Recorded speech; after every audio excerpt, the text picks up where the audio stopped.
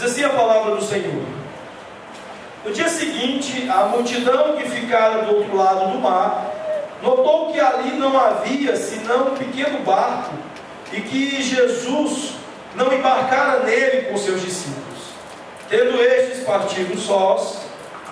Entretanto, outros barquinhos chegaram de Tiberíades, perto do lugar onde comeram o pão, tendo o Senhor dado graças. Quando, pois, viu a multidão que Jesus não estava ali, nem os seus discípulos, tomaram os barcos e partiram para Cafarnaum à sua procura. E tendo encontrado no outro lado do mar, lhe perguntaram: mestre, quando chegastes aqui? Respondeu-lhe Jesus: em verdade vos digo, vós me procurais, não porque vistes sinais, mas porque comestes dos pães e vos fartastes. Trabalhai, não pela comida que perece, mas pela que subsiste para a vida eterna, a qual o Filho do Homem vos dará. Porque Deus, o Pai, o confirmou com o seu selo. Dirigiram-se, pois, a ele, perguntando: que faremos para realizar as obras de Deus? Respondeu-lhe Jesus: a obra de Deus é esta, que creiais naquele que por ele foi enviado.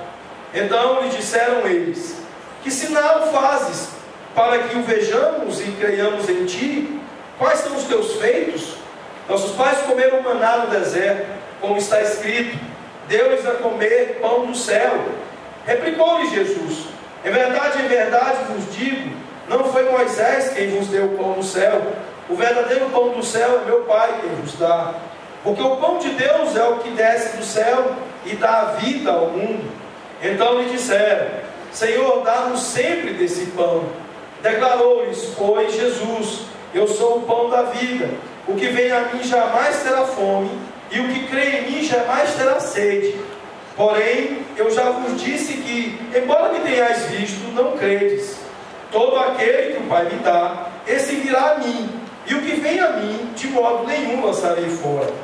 Porque eu desci do céu, não para fazer a minha própria vontade, e sim a vontade daquele que me enviou. E a vontade de quem me enviou é esta: que nenhum eu perca de todos os que me deu. Pelo contrário, eu ressuscitarei no último dia. De fato, a vontade de meu Pai é que todo homem que vir o Filho e nele crê tenha a vida eterna, e eu ressuscitarei no último dia.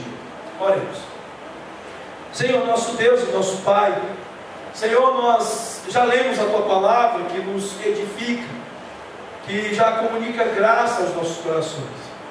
Mas, ó Pai, diante dela nós te clamamos, de maneira e de modo que possamos ter melhor proveito dela, possamos colher maior benefício a respeito das Tuas instruções aqui, Senhor, e que o Senhor venha nos orientar quanto ao falar, e também, ó Deus, tornar os nossos corações como campos bons para recebê-la e frutificar.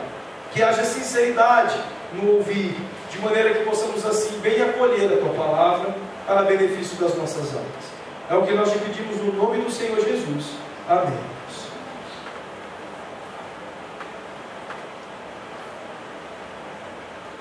Amados, em nosso país, e não apenas nele, mas em muitos lugares, muitas pessoas estão buscando de alguma maneira o Senhor Jesus. O fato de que muitos, ou a maioria destas expressões são falsas, são erradas, é que tem nos entristecido muito. Há poucos dias, numa novela de um canal de televisão no Brasil, houve mais um desses episódios lamentáveis daqueles que aparentemente estão buscando o Senhor Jesus. Houve a presença de um cantor de música gospel que ganhou R$500 mil para participar de um destes capítulos da novela e participar de uma espúria, falsa encenação da ceia do Senhor. Ou seja, uma expressão de profanação à frente de uma aparente busca pelo Senhor Jesus. E nós temos visto de várias formas, e em todas as épocas, pessoas buscando a Jesus de uma maneira absolutamente equivocada, absolutamente enganada, cheia de auto-engano e também de engano através de falsos mestres e de falsos pregadores. Mas o fato é que as pessoas, de uma maneira geral, estão tentando buscar Jesus em nosso país. Fala-se de mais de um terço da população como evangélicos. Fora os muitos católicos que, em nome de cristianismo obviamente contaminado, também dizem estar buscando o Senhor Jesus. O fato é que essa busca tem se mostrado incorreta, falsa e absolutamente prejudicada. Mas outras pessoas também estão buscando um Senhor Jesus, mesmo através de ouvir pregações um tanto mais corretas do que essas, através de igrejas que historicamente têm se apresentado como igrejas fiéis, mas também por motivações erradas. Há quem busque o Senhor Jesus nas igrejas para se ter ele apenas como um gênio de Aladim, como um gênio da lâmpada, como aquele que na verdade não é um fim em si mesmo, mas um meio para tantas coisas. Há quem busque Jesus para obter um casamento de sucesso, feliz, né? A família certamente ela é uma grande bênção e ela nunca deve ser desprezada, pelo contrário, a família ela é extremamente importante. A palavra do Senhor a define como algo importante instituída por Deus para a nossa bênção. Mas o problema é que a família não pode se tornar o nosso fim principal, como nenhuma outra coisa na vida, a não ser o próprio Deus, o nosso Senhor Jesus, podem se tornar a coisa principal das nossas vidas. E há quem faça de Jesus apenas um meio para muitas coisas principais. Jesus é um meio para uma carreira de sucesso, para uma carreira satisfatória. Jesus é um meio para uma família onde há felicidade e bênção. E isso também se mostra como uma coisa errada, como uma coisa equivocada. O fato é que nós temos ouvido nas últimas mensagens quanto ao fato de que Deus mesmo aquilo que deve motivar a nossa alegria e o nosso prazer. A Bíblia tem nos falado, através das exposições de Salmo 16 e Salmo 84, que o próprio Deus e a presença nele deveriam ser o nosso maior prazer e a nossa maior alegria. O fato de que Davi tenha registrado no Salmo 16, 11, afirmando que na presença do Senhor há plenitude de alegria, e que na tua mão direita, ou seja, através do Senhor Jesus Cristo, há delícias perpetuamente, e neles, e nessa alegria e nesse prazer verdadeiro, todas as outras coisas nos são acrescentadas. É o que deveria estar no centro das nossas motivações e da nossa busca por Deus e por Jesus. O próprio Senhor Jesus, em João 15, verso 11, ele diz: tenho-vos dito estas coisas, para que o meu gozo, a minha alegria esteja em vós, e o vosso gozo, a vossa alegria, seja completa. Portanto, somente buscando a Cristo corretamente, nós teremos a alegria completa, nós teremos o gozo completo do Senhor presente em nós. O A.W. Tozer, em seu livro A Procura de Deus, ele aponta que antes de um homem poder buscar a Deus, Deus deve primeiro ter encontrado este homem. Portanto, Deus não é apenas um meio, mas é o fim de todas as coisas, e é por Ele mesmo que nós encontraremos Ele mesmo. Então, meus amados, na noite de hoje, o que nós gostaríamos de meditar com os irmãos é a respeito do fato de que nós precisamos buscar a Cristo corretamente. Nós precisamos buscar a Deus corretamente. Do contrário, a alegria que existe nele mesmo e a alegria que existe na sua presença não serão encontradas. E esse texto nosso, de João 6, desta passagem onde Jesus lida, logo depois de ter feito a milagrosa multiplicação de pães e peixes e alimentado uma grande multidão, ele lida com as falsas motivações, a falsa busca por ele da parte daqueles que haviam sido por ele alimentados. Mas há um esclarecimento inicial necessário em relação a essa expressão: buscar a Jesus, buscar a Deus corretamente. O apóstolo Paulo, em Romanos 3, verso 11, diz que não há quem busque a Deus. Isso aparentemente pode ser considerado por muitos como uma contradição com um clamor, com um convite de Isaías 55, versos 6 e 7, quando Isaías, o profeta, diz: buscai o Senhor enquanto se pode achar, invocai-o enquanto está perto. Deixe o perverso o seu caminho, o iníquo os seus pensamentos. Converta-se ao Senhor, que se compadecerá dele, e volte-se para o nosso Deus, porque é rico em perdoar. O fato é que essa própria expressão que eu mencionei de 12 explica a relação entre os dois versículos. Ou seja, Paulo está dizendo que se Deus não buscar um homem primeiro, nenhum homem o buscará. É exatamente esse o ensino do próprio apóstolo Paulo, quando vai nos esclarecer a respeito do modo da salvação pela graça, em Romanos 4 e 5. Ele vai esclarecer justamente que se Deus não nos buscar, se Deus não buscar o homem, esse homem será incapaz de buscar a Deus. Portanto, o Tozer acrescenta dizendo que nós buscamos a Deus somente porque Ele primeiro colocou um desejo dentro de nós que nos impele para buscar. Nós buscamos a Deus porque Ele nos buscou. Como diz o próprio Senhor, a palavra, quando diz que Ele nos amou primeiro, nós os amamos porque Ele nos amou primeiro. Portanto, quando nós falamos e quando a palavra do Senhor nos ensina a respeito de buscar a Jesus corretamente, é apenas para aqueles que foram buscados por Deus, para aqueles a quem o próprio Senhor, de fato, plantou em seus corações a condição e a capacidade para que pudessem buscar ao Senhor por um desejo antes por Ele mesmo estabelecido em seus corações. Portanto, este é o mistério resolvido. Os homens não podem buscar a Deus por conta própria, mas quando Deus os buscam, eles também passarão a ter condições de buscar ao Senhor.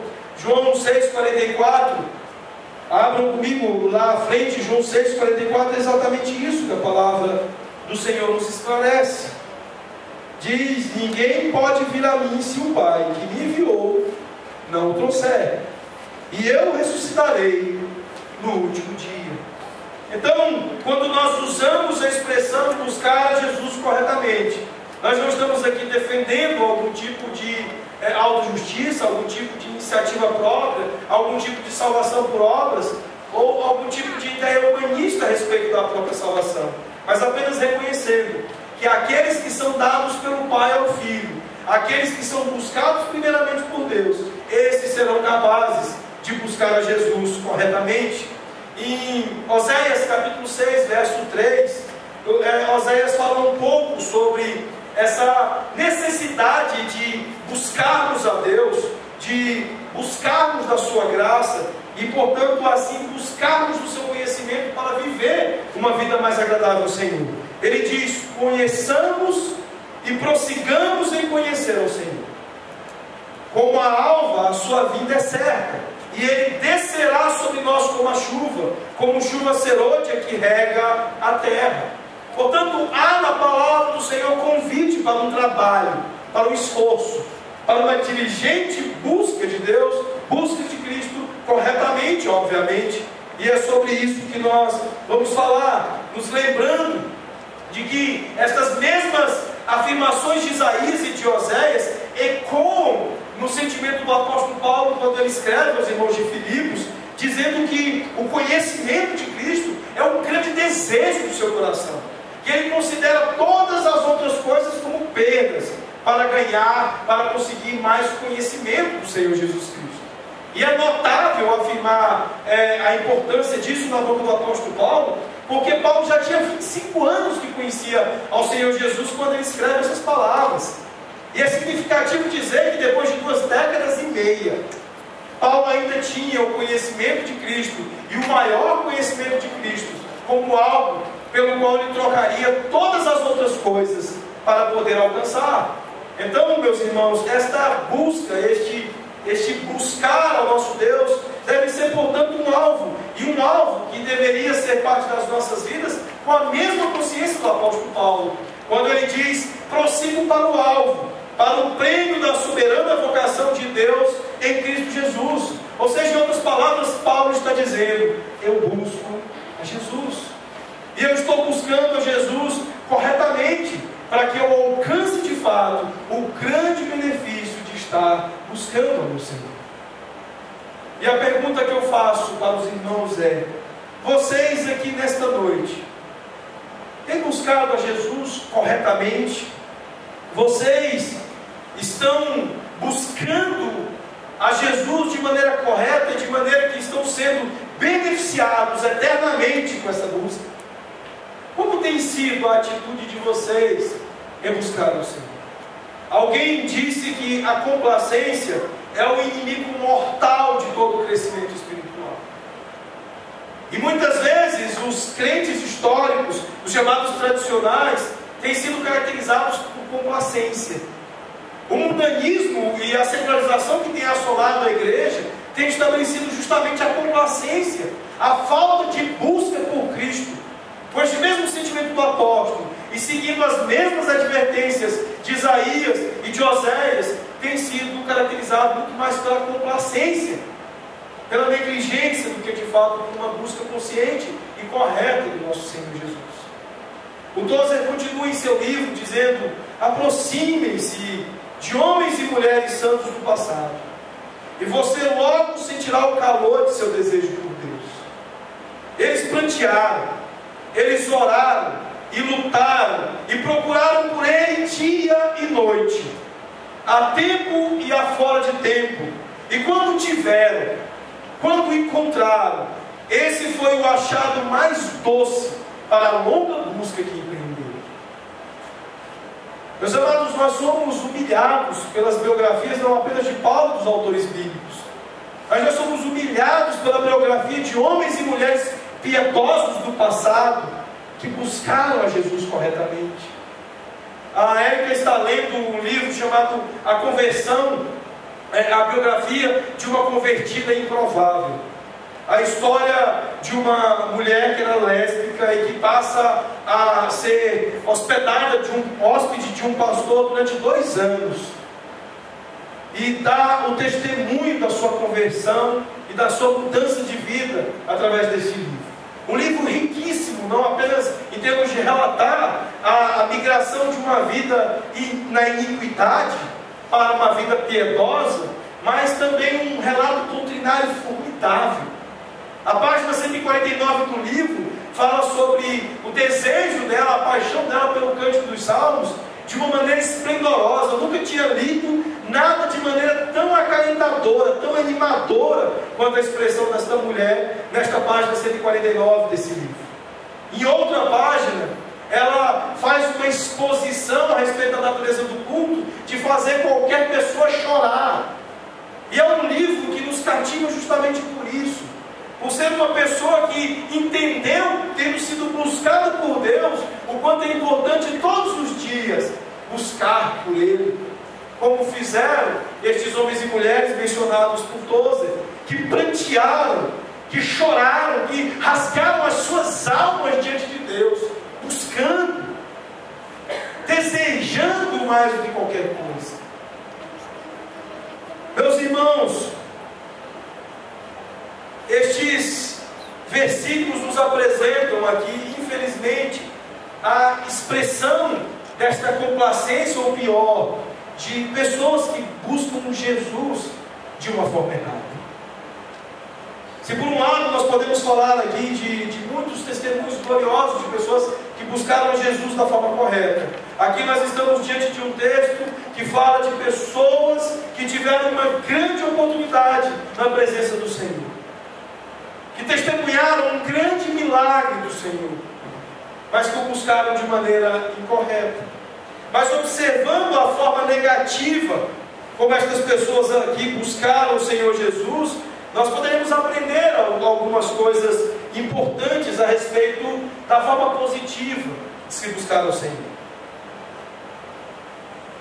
Mas antes, 3 verdades que buscaram o Senhor Jesus pelos motivos corretos podem ser colhidos aqui nesse texto. Em primeiro lugar, esses judeus, eles procuraram Jesus pelo motivo errado. Eles queriam que Ele lhes proporcionasse conforto material e não a vida eterna. Havia aqui nestas pessoas um interesse em um Messias político, e não no Salvador, no Redentor, no Filho de Deus, no Deus encarnado para a salvação daqueles que estavam condenados em seus pecados. Se nós somos sinceros e olharmos à nossa volta, e até mesmo para o coração de alguns de nós, nós vamos perceber que temos incorrido no mesmo erro. Houve durante muito tempo uma influência nefasta sobre os cursos de teologia, através de uma coisa chamada teologia liberal. E uma das coisas que a teologia liberal trouxe foi o tal do evangelho social. E o evangelho social, ele ensinou uma forma de cristianismo político, uma forma de cristianismo justamente rebatido pelo Senhor Jesus Cristo aqui nesse Cristo. Há também hoje uma outra heresia, a chamada teologia da prosperidade, que também incorre no mesmo erro, condenado e rebatido pelo Senhor Jesus aqui. Mas uma outra coisa que nós aprendemos nesse texto é que esses judeus, estavam procurando Jesus pelo caminho errado. Eles escolhem o pragmatismo, porque havia funcionado. Porque Jesus fez um milagre e eles comeram, eles se fartaram. Ah, que coisa boa! Hoje, quantos não defendem o Bolsa Família no Brasil por um pragmatismo? Ou seja, não importam as questões éticas que estão envolvidas, mas dá certo, funciona. Olha só que legal, tanta gente aí que está enchendo o bucho com Bolsa Família. Mas só a quantidade de pessoas que fazem recarga de celular com Bolsa Família, a quantidade de pessoas que compram calça aí de R$300, né? Que teve uma matéria de uma mulher que recebia Bolsa Família dizendo que a filha queria uma calça de R$300. Puro pragmatismo. Estes eram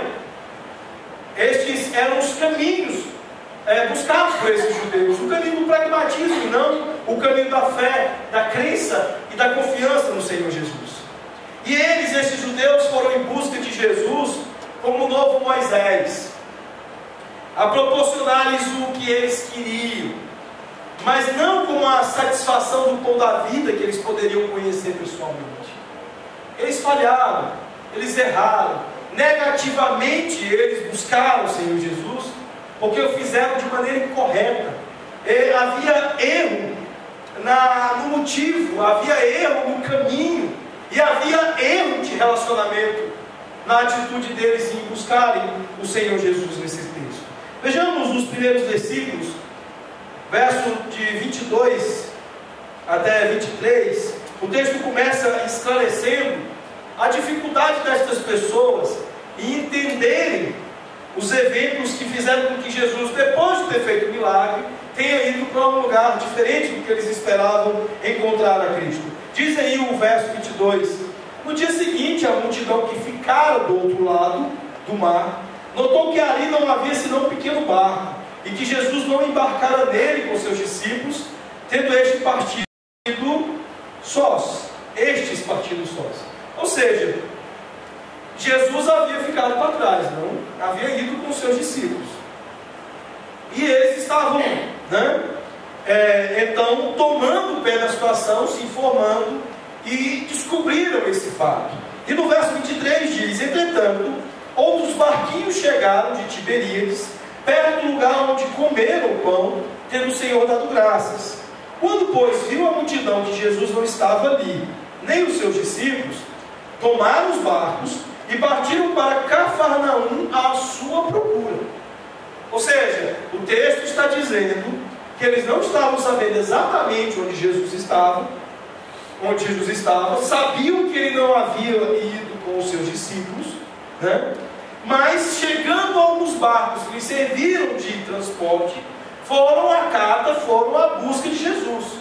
Então há aqui, destas pessoas, desses judeus, uma busca, uma procura pelo Senhor Jesus. E o verso 25 então diz: e tendo encontrado do outro lado do mar, lhe perguntaram: mestre, quando chegastes aqui? Ou seja, a pergunta deles é de curiosidade. Se o Senhor não seguiu com os discípulos, como é, Senhor, que o Senhor chegou até aqui? E aí então o Senhor Jesus lhes responde no verso 26. Respondeu Jesus: em verdade vos digo, vós me procurais, não porque vistes sinais, mas porque comestes os pães e vos fastastes. Jesus poderia deixá-los com o queixo caído, afirmando a forma como ele chegou até lá. E todos vocês sabem de que forma foi essa. Jesus andou por sobre as águas e foi até os seus discípulos. Jesus, ele, no entanto, não diz isso. Justamente por quê? Porque o interesse deles não era na sua divindade. O interesse deles não era no Redentor, não era no Salvador, naquele que havia multiplicado pães e peixes, apontando para algo muito mais significativo do que um alimento temporal. Mas Jesus tornou-se importante para eles, como diz o próprio final do verso 26, porque comestes dos pães e vos fartastes. Essas pessoas estavam pensando com o estômago. Essas pessoas não estavam pensando com o coração. Não foi o coração que fizeram com que eles buscassem a presença do Senhor Jesus. Então, do que adiantaria Jesus lhes falar de mais um dos seus grandes feitos, de falar da sua divindade expressa através do seu domínio das coisas da natureza e andar por sobre as águas sem ser tragado por elas? De que adiantaria? Então Jesus começa a agir com ironia com estes judeus que o buscavam de maneira incorreta. E uma coisa interessante aqui em relação à ironia do Senhor Jesus, e é algo com o qual nós devemos tomar muito cuidado, porque muitas vezes nós achamos que tudo que Jesus fez nós podemos fazer, e exatamente nada do que Jesus eventualmente tenha feito nós também não podemos fazer. Então muita gente acha que nós não devemos casar porque Jesus não casou, né? E nós podemos ser irônicos em muitas das nossas conversações porque Jesus foi irônico. Mas é uma coisa importante aqui sobre a ironia de Jesus: o fato de que Jesus conhecia o coração dessas pessoas. Jesus, ele tomou de antemão do conhecimento do que havia no coração dessas pessoas. Jesus não apenas deduziu o que eles estavam pensando com o estômago, mas que simplesmente saber o fato de que eles estavam ali porque haviam se fartado, porque haviam comido insatisfatoriamente. Mas Jesus conhecia os seus corações e sabia que a motivação deles era errada não apenas na aparência, mas essas motivações eram erradas em seus corações. Sinceramente, o que eles estavam buscando era um Messias político, era alguém que pudesse satisfazer o desejo de seus estômagos, a sua necessidade de suprimento material. Não havia interesse espiritual da parte desses que buscavam o Senhor Jesus aqui. Ele quer dizer a estes seus interlocutores que eles tinham perdido o verdadeiro significado do milagre que ele havia acabado de fazer, de realizar. Corretamente entendido, o milagre dos pães e dos peixes devia ter convertido-os a Cristo como seu Messias, mas o seu Messias redentivo, espiritual, e não como um Messias político. Este Messias que poderia satisfazer a sua fome espiritual, bem como a sua fome temporal. Mas o mais importante, aquele que daria a eles o pão que é preservado por toda a eternidade.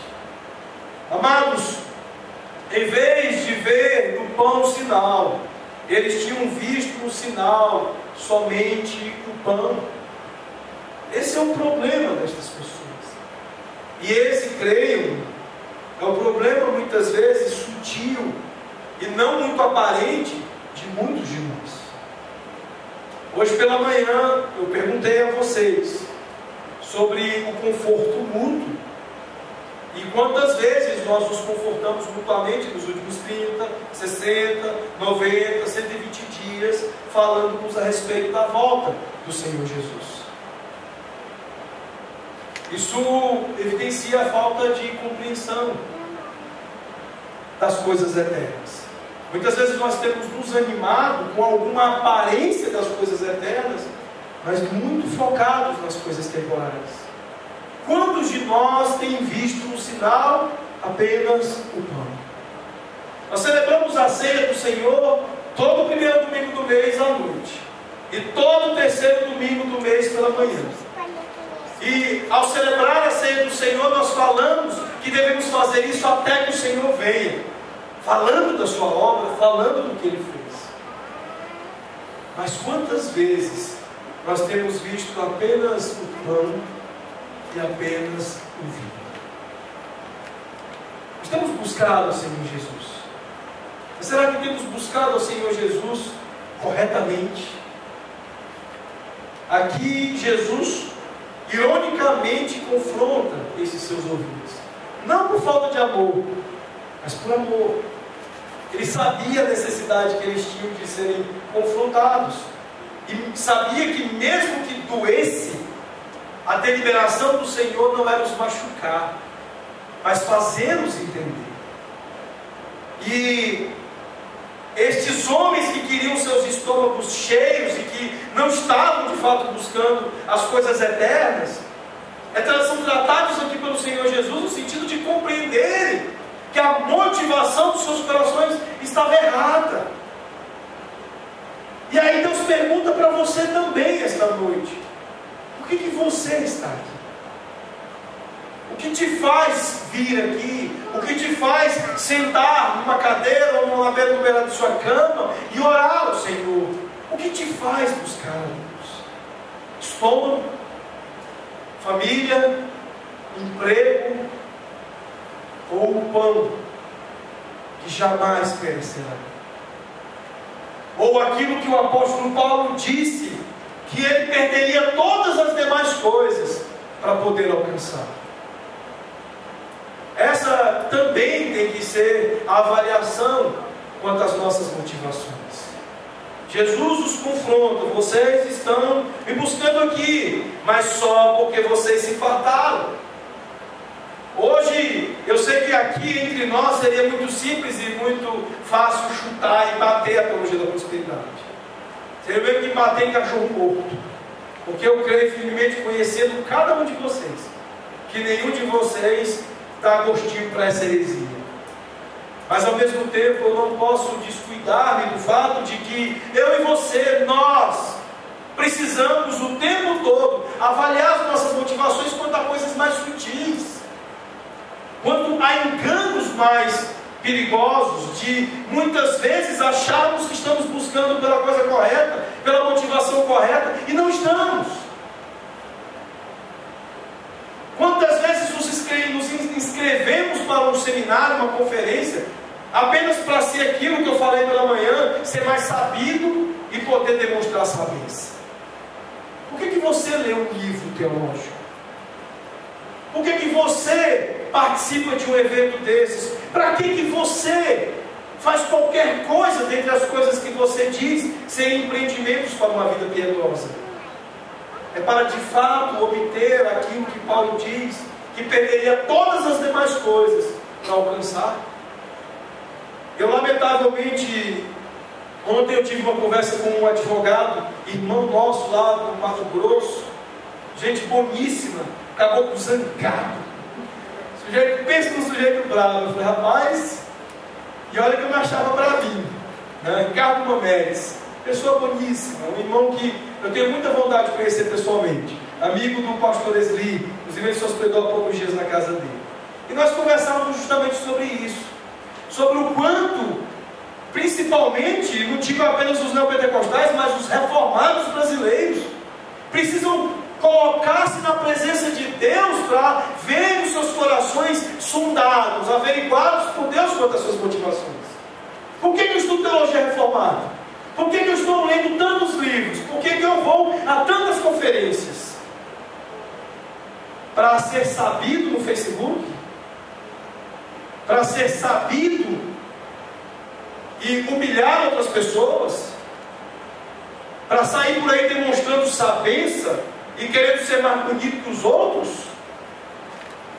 Cuidado, Jesus está de olho.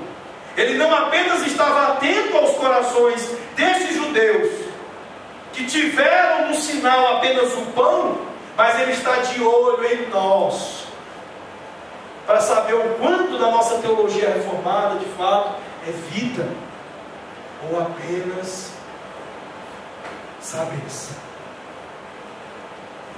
Portanto, a primeira coisa importante quanto a buscar Jesus corretamente, que Jesus nos ensina aqui, que Ele nos apresenta aqui, é quanto ao fato de buscá-lo corretamente, quanto às nossas motivações. É o pão do céu, o pão eterno, o pão da vida eterna que nós estamos buscando. Este capital celestial, onde eu me encontro na grandeza de Cristo em mim, ou eu me fazer famoso e sabido entre nós aqui. Aqui uma coisa interessante, a partir do verso 27, a recomendação que Jesus faz, quando Ele diz: trabalhai, não pela comida que perece, mas pela que subsiste para a vida eterna, a qual o Filho do Homem vos dará. Porque Deus o Pai o confirmou com o seu selo.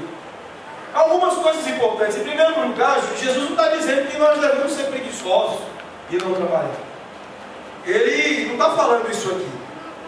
Jesus aqui, Ele mantém o ensino das Escrituras. Por exemplo, Colossenses 3:23, 1 Timóteo 5:8, que diz que nós temos que trabalhar duro para que com o fruto do nosso trabalho venhamos a sustentar nossas famílias.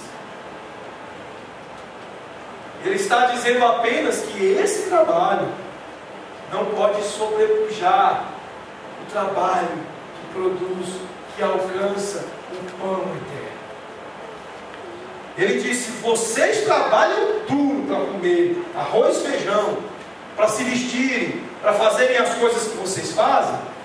Trabalhai mais intensamente, não pela comida que perece, mas pela que subsiste para a vida eterna.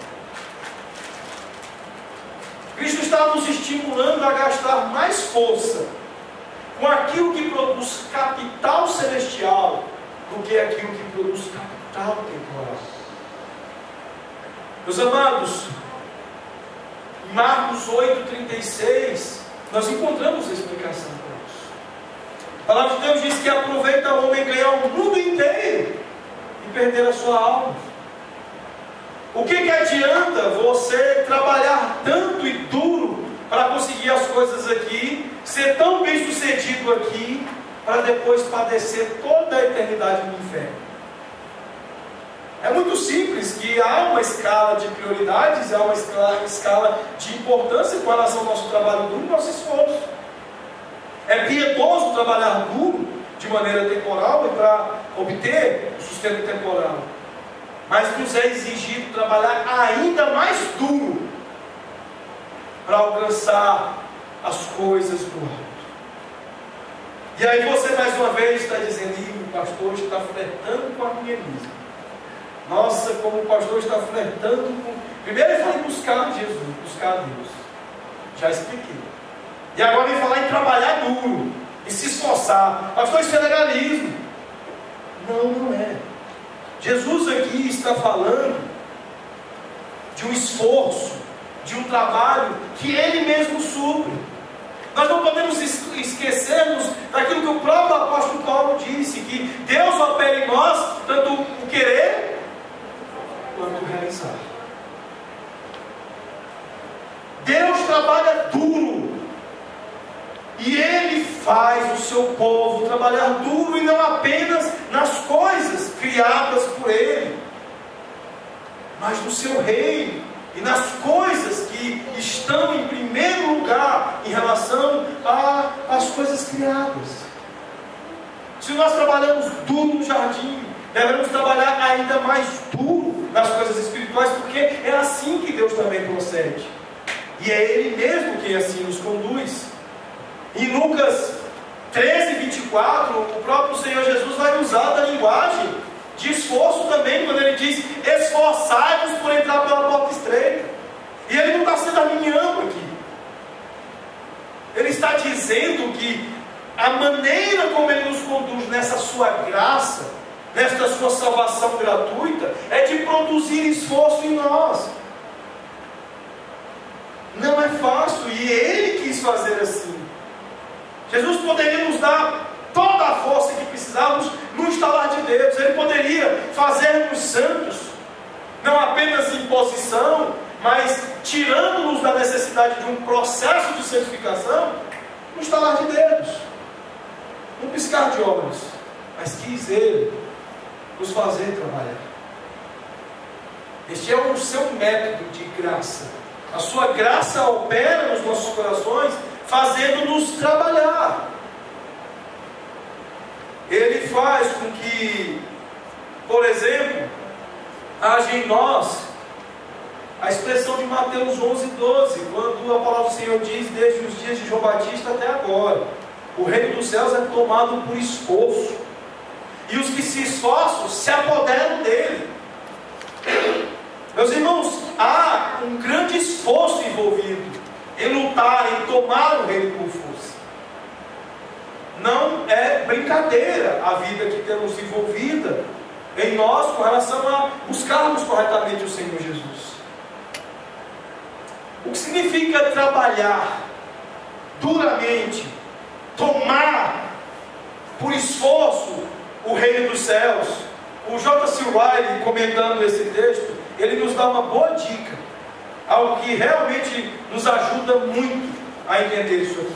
Ele diz o seguinte: como então devemos trabalhar?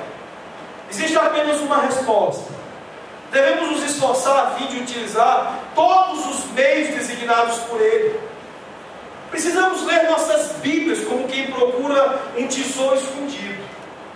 Você faz isso? Ou você é adepto daquele negócio de fechar os olhos, aí abre a Bíblia para ver se tem uma promessa para você?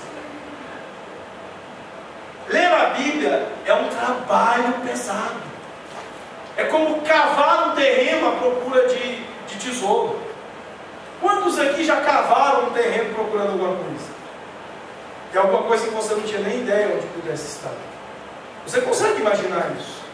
Imagine você lendo a Bíblia todos os dias como quem cava um terreno inteiro. Imagine cavar um terreno em certos lugares, como cavar um terreno no Nordeste, lugar seco, onde em alguns lugares o terreno é duro. E lutar com sinceridade em oração. Ele usa o termo lutar com sinceridade em oração, como alguém que luta pela vida contra um inimigo mortal. Quem ora assim? Quantos de nós oramos assim? Orando como quem luta contra um inimigo mortal para preservar a própria vida. Nos nossos tempos eu não consigo imaginar muita gente fazendo isso. Quando nós lemos os puritanos, isso é facilmente perceptível em suas orações. Se você ler Guerra Santa do John Bunyan, você vai perceber exatamente esse ideal naquilo que ele escreve. A ideia de que orar, e especialmente quando a oração se torna uma arena com as coisas do nosso coração, nós estamos num verdadeiro campo de batalha, lutando contra coisas terríveis, contra um inimigo que pode nos fazer tombar. E continua o Riley: temos de ir à casa do Senhor com um coração sincero, para adorá-lo e ouvir sua palavra como alguém que ouve a leitura de um testamento. Vocês já imaginaram a cena? Alguém aqui já participou da leitura de um testamento? Já deve ter visto isso em filme, né? Eu, durante os 16 anos que advoguei, pude participar de 3 leituras de testamento. Gente, algumas pessoas ficam mais ansiosas do que esperando o resultado de loteria. É impressionante a ansiedade das pessoas de saber o que vai ganhar, o que vai ficar para mim. E há brigas em testamentos, e há brigas terríveis em inventários. As pessoas desejam o que vai ser expresso naquela leitura. Quantas pessoas nos nossos tempos hoje vão à casa do Senhor sinceramente para ouvir a palavra de Deus como quem ouve a leitura de um testamento? E ele continua: devemos lutar diariamente contra o pecado, o mundo e o diabo, como alguém que luta pela liberdade precisa vencer, pois do contrário será escravizado. Quem é que luta contra o pecado, consciente de que será levado ao gemado? para trabalhar num campo pesado, ou numa mina de carvão, ou coisa do tipo. Nós muitas vezes lutamos contra o nosso pecado, como quem tenta esbofetear os fios de pelúcia. Você já viu criança brincando com bonecas, essas coisas, e aí quando a criança vai tentar dar um tapinha, por exemplo, na boneca, fingindo que está disciplinando a boneca, nós muitas vezes tratamos os nossos pecados da mesma forma. O fato é que a grande maioria passa o dia dando comidinha para eles. E então conclui o J.C. Ryle: é assim que devemos viver. Se queremos encontrar Cristo e ser achados por Ele, é isto que significa trabalhar. Este é o segredo de sermos vitoriosos quanto à nossa alma. E é isso que expressará a sinceridade e a correção das nossas motivações.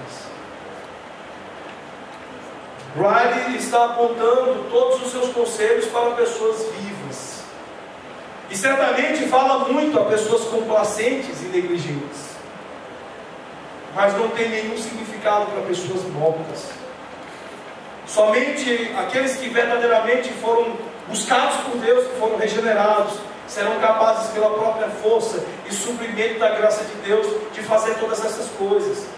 Mas o fato é, Deus não requer de nós, não exige de nós nada daquilo que Ele mesmo não tenha suprido, não tenha nos dado força. Por que é complacência? Porque Deus já te equipou, porque Deus já te deu capacidade e condição para isso. Por isso que é complacência. Ninguém cobra de ninguém aquilo que a pessoa não pode oferecer. Mas é por isso, e precisamente por isso que Paulo diz em seus argumentos, a partir de Romanos 7, de que o que se espera de todas as coisas daqueles que receberam a graça da salvação são os frutos da luz da santificação.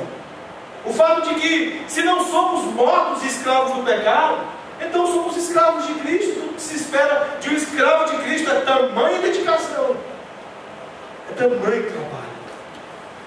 Trabalhai, diz o Senhor. Trabalhai não pela comida que perece, mas pelo que subsiste para a vida eterna, a qual o Filho do Homem vos dará. Porque Deus, o Pai, o confirmou como seu Senhor. Jesus, portanto, meus irmãos, Ele conhece os seus motivos. Jesus, Ele dá alimento espiritual para aqueles que o buscam corretamente. E Jesus, segundo esse mesmo verso 27, é a única fonte aprovada por Deus de toda bênção espiritual, de todo alimento espiritual. Não há outra fonte. É isso que o texto quer dizer quando diz aí: a qual o Filho do Homem vos dará. Porque Deus, o Pai, o confirmou como seu Senhor. E lá na frente, no final do capítulo, ele diz que todos aqueles que o Pai deu a Ele, nenhum deles irão se perder.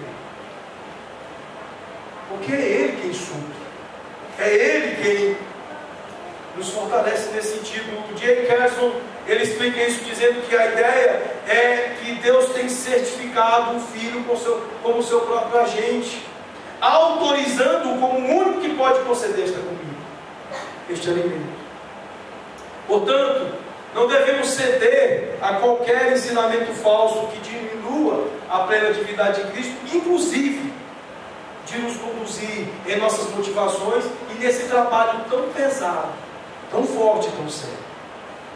Mas os versos 28 e 29, Jesus irá continuar com a sua ironia, agora para questionar o caminho errado desses judeus que lhe buscaram. Verso 28 diz: dirigiram-se, pois, a ele, perguntando: que faremos para realizar as obras de Deus?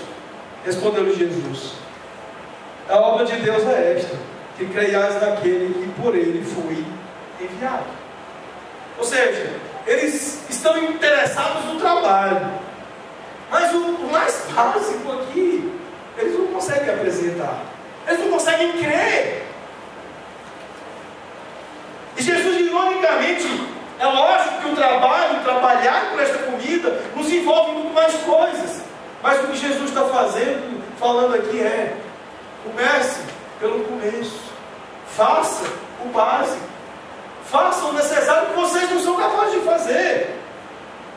Creiais naquele que por ele foi enviado.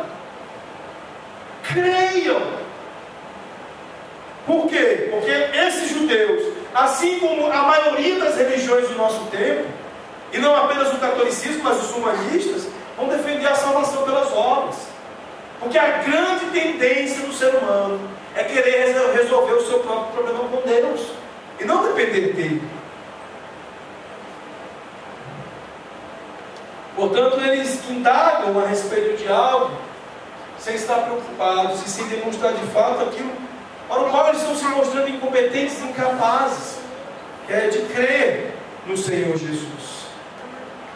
Meus irmãos, a única obra que você pode fazer não é trabalhar, mas crer no Senhor Jesus, a quem o Pai enviou para lhe dar salvação pela sua morte e pela sua ressurreição. Calvino explica isso aqui dizendo que, ora, a fé não traz nada a Deus, mas pelo contrário, ela traz o homem diante de Deus como vazio e pobre, para que ele possa ser preenchido com Cristo e com a sua graça. E então esse homem sai para trabalhar. Mas nem a fé traz nada diante de Deus, porque a própria palavra do Senhor diz que a fé é dom de Deus. É esse o esclarecimento do apóstolo Paulo escrevendo aos Efésios. Então a única coisa requerida é creiam. E crendo, venham, que esta fé lhes trarão na presença de Deus como homens vazios e pobres, que serão completamente preenchidos por Cristo, por sua glória. Por isso que Paulo tinha tanta consciência da necessidade do conhecimento do Senhor Jesus Cristo, de crescer, mesmo depois de 25 anos de apostolado, de 25 anos na fé, de crescer naquilo pelo qual ele trocaria todas as outras coisas.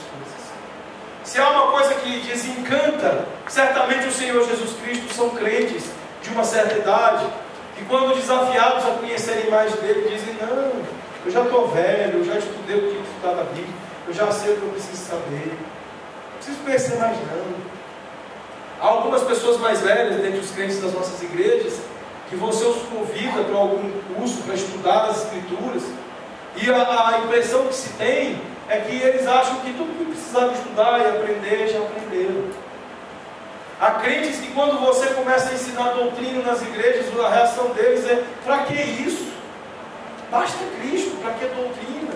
Eles não conseguem entender o que a Escritura ensina.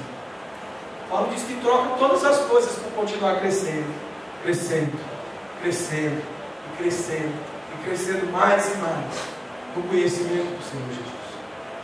Portanto, amados, o caminho não é um caminho de obras, não é um caminho de performance pessoal, não é um caminho de legalismo, de autojustiça, mas o caminho correto para se buscar a Cristo é a fé, a confiança nele mesmo, é estar vazio, estar pobre, descalço, nu na sua presença, sujeito a Ele, para que Ele revista você das suas virtudes, do seu caráter, das suas vestimentas, das suas coisas, da sua aparência, do seu conteúdo.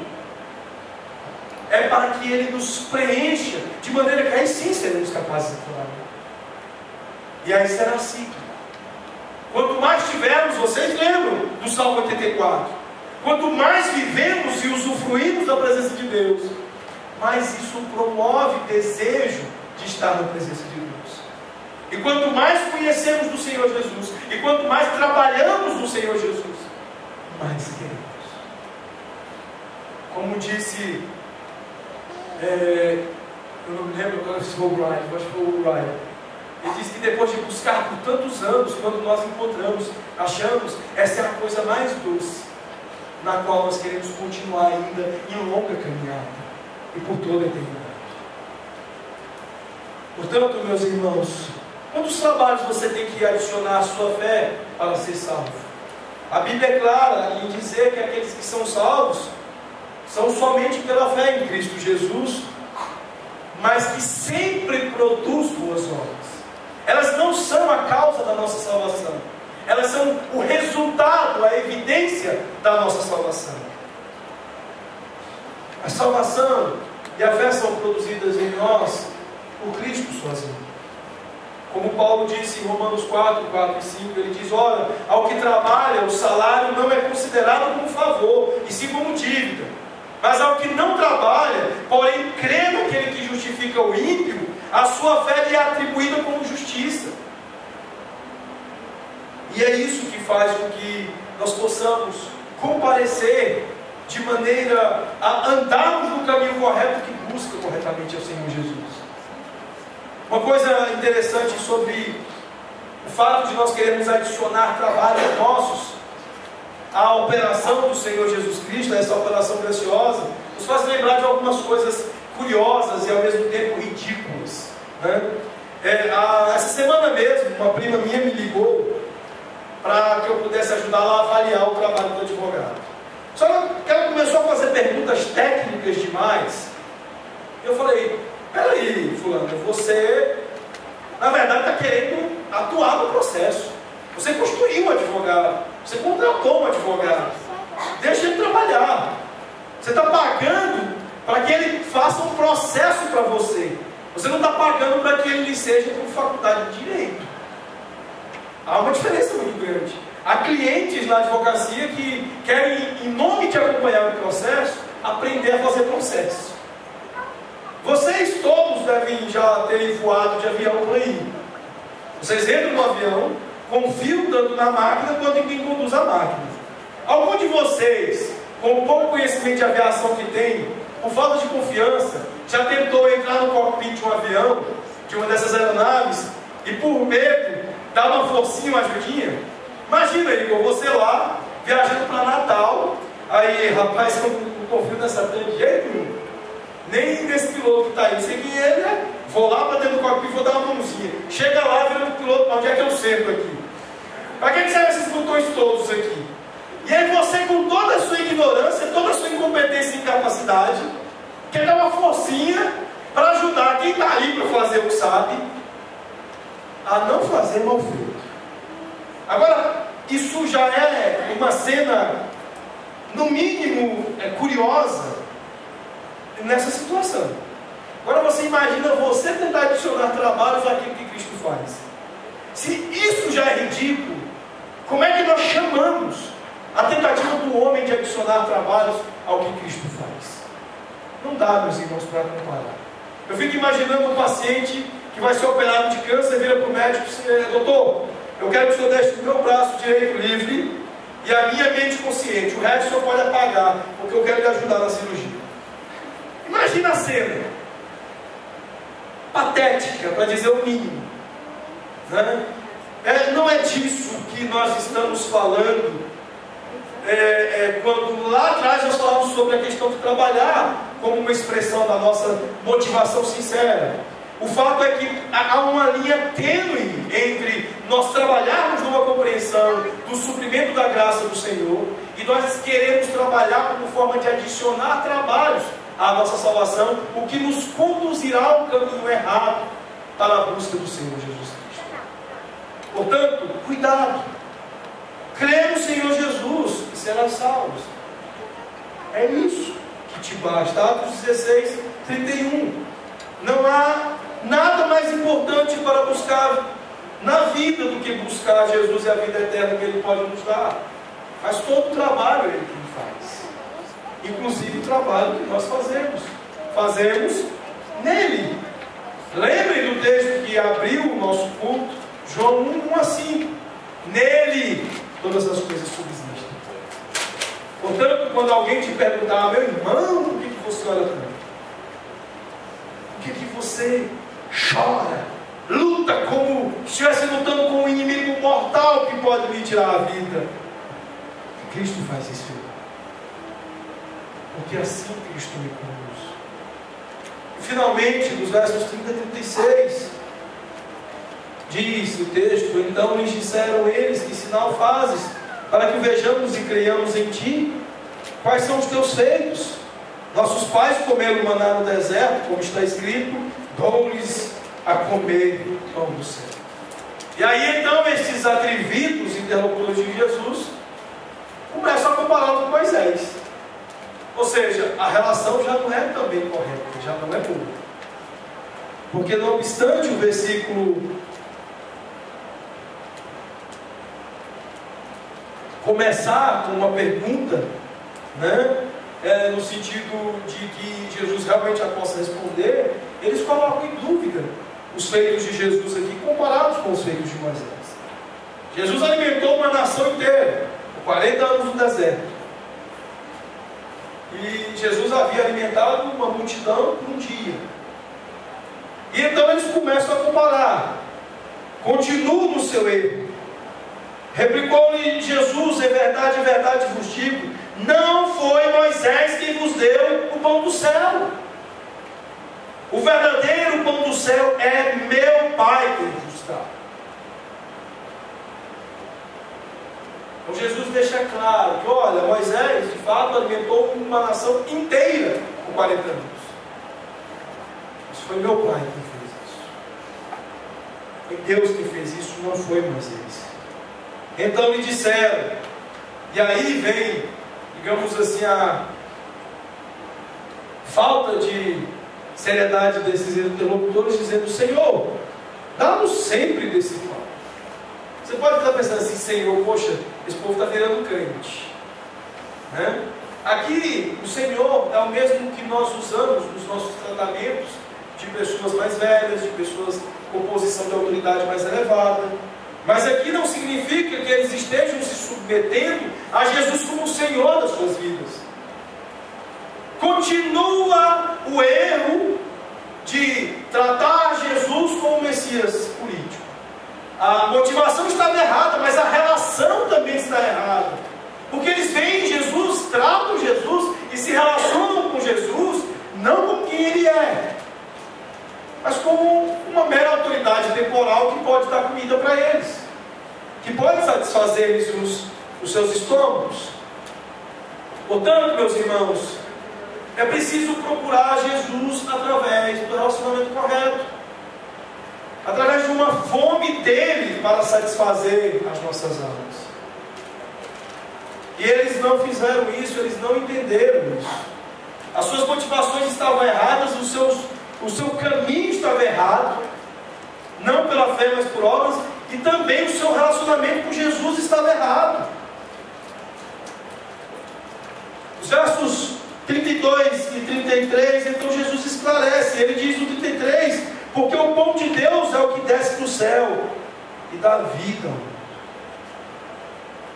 E aqui Jesus vai começar a usar uma série de metáforas para eu sou.